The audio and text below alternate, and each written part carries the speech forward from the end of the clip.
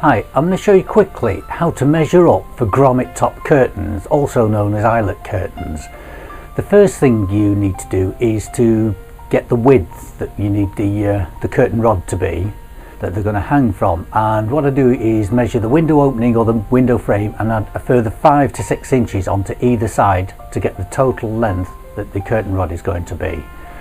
And the next thing I do is to actually fit the curtain rod up hole over the top of the window before you actually try to measure for the length of the curtains. And I normally fit it about 4 inches over the top of the window.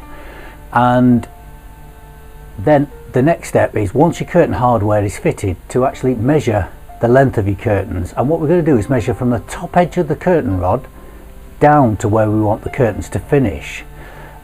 With these grommet top curtains, the curtain actually sits higher than the curtain rod, usually about an inch, inch and a half over the top of each grommet that threads through the top of the curtain.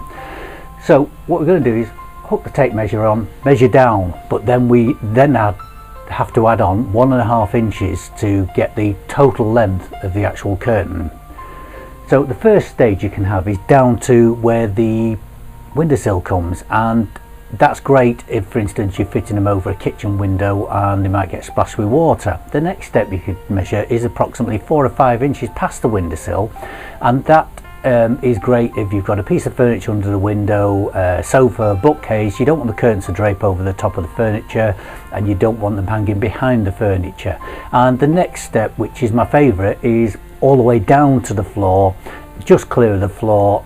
That's a great way to dress a window and create a bit of an impact in the room if you don't have any furniture under the window. So now you've got the width and the drop, you can use those to go and acquire some ready-made curtains and get the closest size that you can to those sizes. Usually find they'll be a bit shorter or a bit longer than you really want them, but that's what happens with ready-made curtains. Or you can get custom-made curtains, either have somebody make them for you using those sizes so you get exactly what you want, or use those sizes and get enough fabric to make the curtains yourself, which is a really good idea. I made this video just to give you a quick overview of how to measure for curtains. For more practical tips and advice, including how to calculate how much fabric you need to make your own custom-made curtains, then have a look over on easycurtainideas.com.